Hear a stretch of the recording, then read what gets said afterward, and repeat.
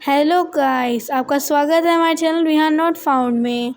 तो आज हम बात करने वाले हैं पोकेमॉन की दुनिया के बारे में। पोकेमॉन की दुनिया बहुत पॉपुलेटेड दुनिया है। इसकी पॉपुलैरिटी भी दिन ब दिन बढ़ती जा रही है। तो आज हम इसकी हिस्ट्री के बारे में जानेंगे। तो चलिए बिना किसी देरी के शुरू करते हैं।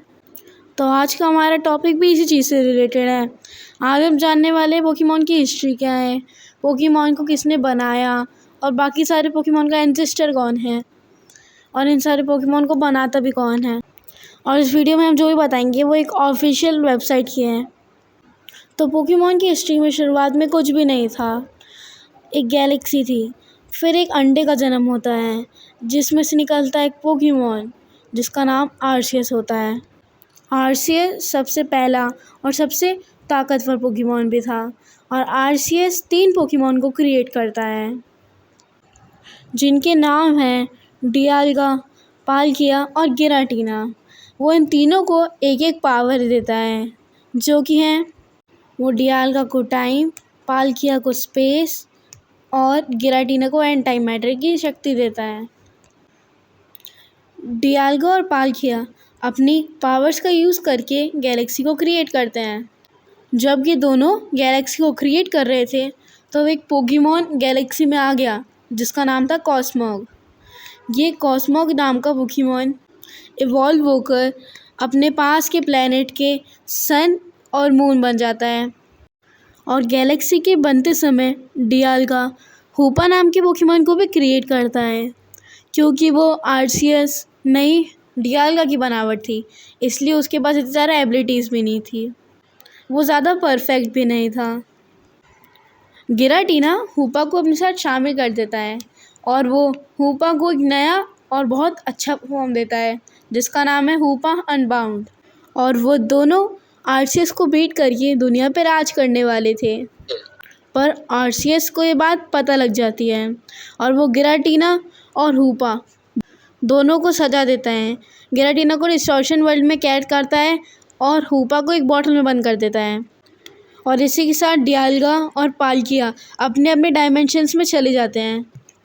उसके बाद आर्सियस 3 पोकेमॉन को बनाता है जिनका नाम था यूक्सस, मेस्पेरिट और अजर्स, और उन्हें नॉलेज, इमोशन और विल पावर जैसी पावर देता है। और उनका काम था अपनी पावर्स को दूसरी पोकेमॉन में बांटना।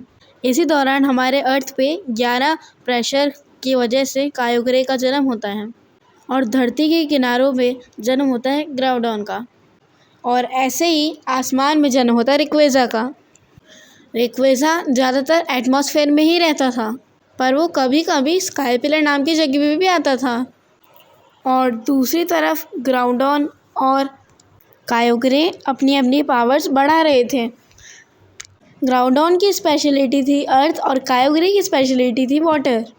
क्योंकि उन दोनों की स्पेशलिटी एक दूसरे से अपोजिट थी, इसलिए उनके बीच बहुत ज़्यादा लड़ाइयाँ भी होती थी।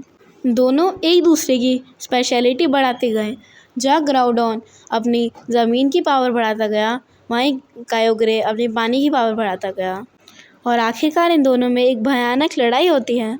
ये लड़ाई पोकेमॉन वर्ल्ड की सबसे पहले और सबसे खतरनाक लड़ाई होती है। इन दोनों की लड़ाई रोकने के लिए रिक्वेज़ा बीच में आता है, क्योंकि इन दोनों की लड़ाई रुकी नहीं तो दुनिया ख़त्म हो जाएगी, और वो दुनिया को बचा लेता है।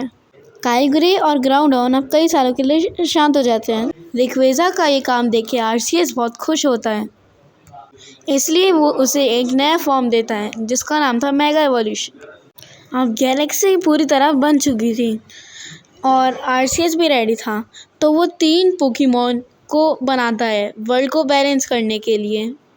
और कई सालों बाद रेजिगिगस नाम का पोकेमॉन ग्राउडॉन की बनाई हुई धरती को अलग अलग करता है और अलग अलग रीजन्स बनाता है जिनका नाम है जोटो, कांटो। उसी दौरान वो क्ले से रेजिरॉक, आइस से रेजिआइस और मैग्मा से रेजिस्टील को बनाता है। और धरती पे म्यू दिखने लगे थे जो बाकी सारे पोकेमॉन में इवॉल्व होते हैं, और सारे पोकेमॉन्स खुशी से रह रहे थे और तरह तरह के पोकेमॉन जन्म ले रहे थे, पर हर जगह शांति थी। पर शांति ज़्यादा देर तक कहाँ बनी रहती है। तो अगले वीडियो हम जानने वाले हैं कि क्या होता है आगे। तो गाइस, जिसने लाइक नहीं करा वो लाइक कर देना और चैनल को सब्सक्राइब करना भी मत भूलना। क्योंकि हमारे चैनल पे ऐसी अच्छी अच्छी वीडियोज़ आती रहती हैं। सो बाय।